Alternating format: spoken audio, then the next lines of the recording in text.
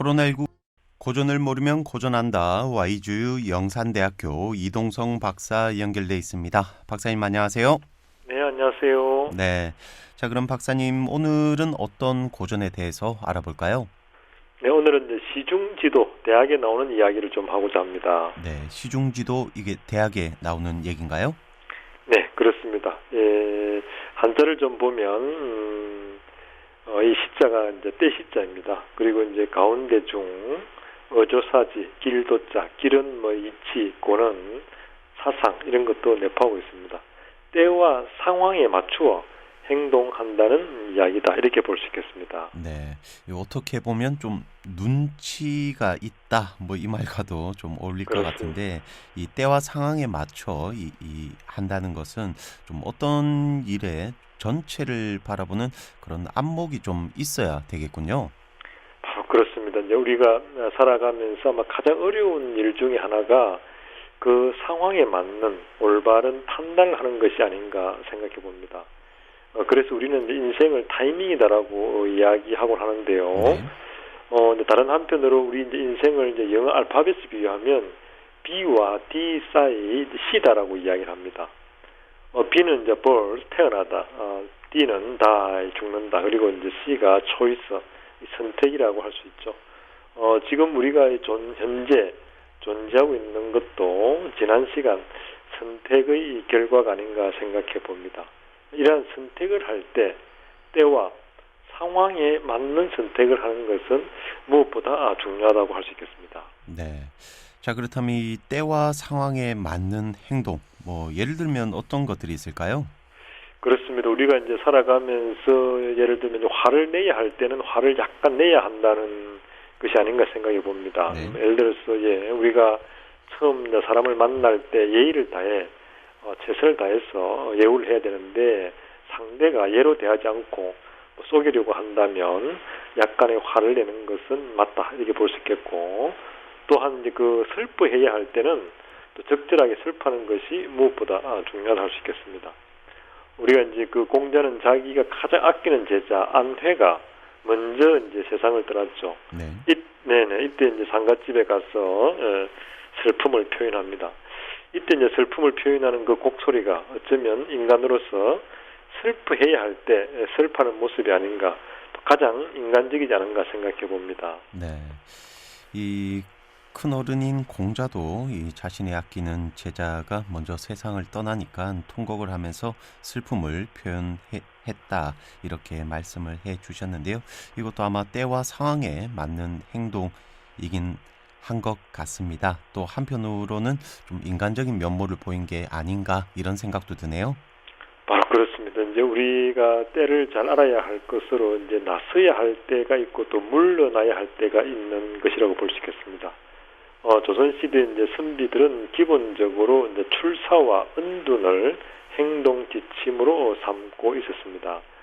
이제 먼저 이제 태어나서 수양하고 공부를 하여 훌륭한 임금을 만나면 출사, 즉 나아가서 훌륭한 임금과 함께 나라에 참여하여 백성을 이제 편안하게 하고, 훌륭한 임금을 만나지 않으면 스스로 물러나서 고향에서 제자들을 가르치면서 은둔 생활을 한 것이 삶의 자세가 아닌가 생각해 봅니다. 바로 나아가야 할 때와 물러나야 할 때를 정확하게 알고 처신을 했다고도 볼 수 있겠습니다. 네, 이 조선시대 참된 선비들은 또 나가야 할 때와 물러날 때를 잘 알고 실천을 한 것 같습니다. 자, 이 평소 우리가 잘 알고 있는 이 태계 이황 선생의 호화도 좀 관련이 있죠? 바로 그렇습니다. 이제 태계 이황 선생님 호가 이제 태계에서 네. 이 태자가 이제 물러날 태자입니다. 곡이라는 것은 그 계곡이라는 의미를 나타내고 있는데, 우리가 이제 잘 아시다시피 이제 태계 이황 선생님이 정치를 할 시대는 사화와 당쟁으로 대단히 혼란스러운 시대였습니다. 임금은 백성을 위하는 것이 아니라 왕의 안위만을 위하는 시대였다고 할 수 있겠죠. 이럴 때 이제 태계 이황 선생님은 자신이 할 수 있는 역할이 없다는 것을 알고 계속 사직서를 제출하는 것입니다. 그렇게 해서 물러나야 한다는 때를 정확하게 알고 있었다고 볼 수 있겠죠.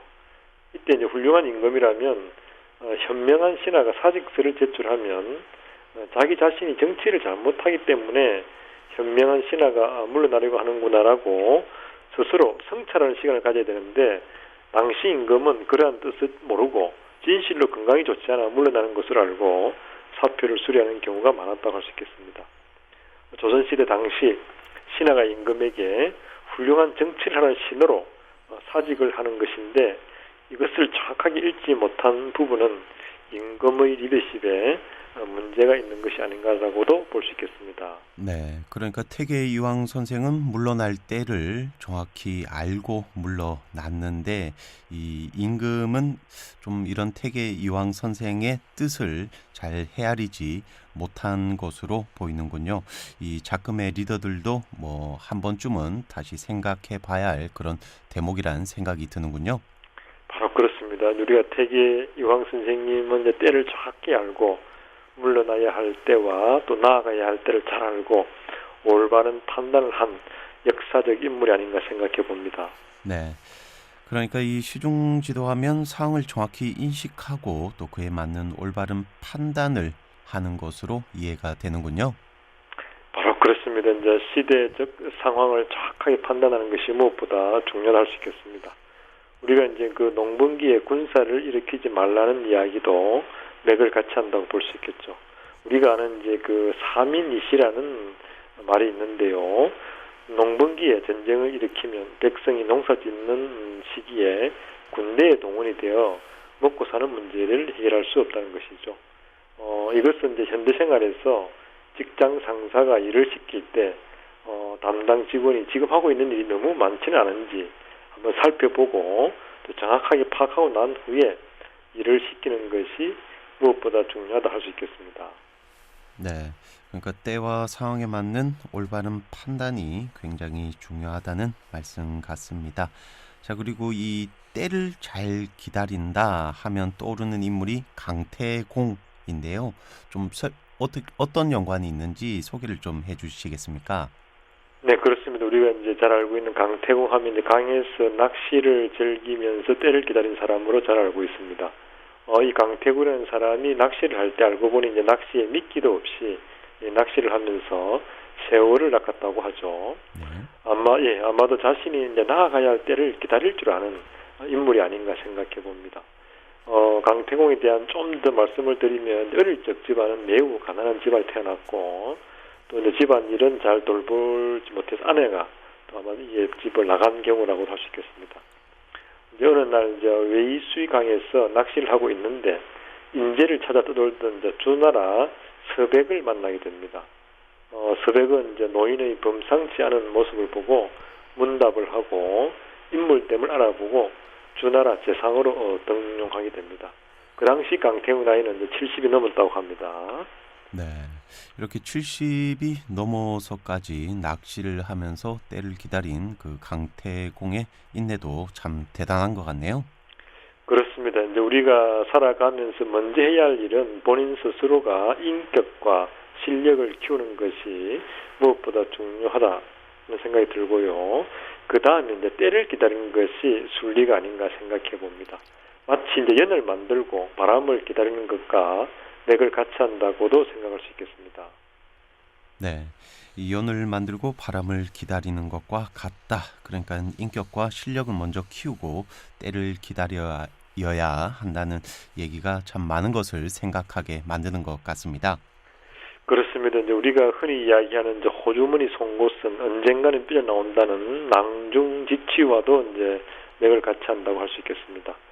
실력과 인격을 갖추면 언젠가는 인물을 알아본다는 것과도 맥이 닿아 있다고 볼 수 있겠죠. 다시 말해 이제 연을 만드는 것은 본인의 몫이고 바람을 기다리는 것은 때를 기다리는 것이 아닌가 생각해 봅니다. 바람은 불 수도 있고 또 불지 않을 수도 있다는 것이죠. 만약에 이제 바람이 불지 않으면 그것을 또 운명으로 받아들이는 것도 중요하다고 생각할 수 있겠습니다. 네.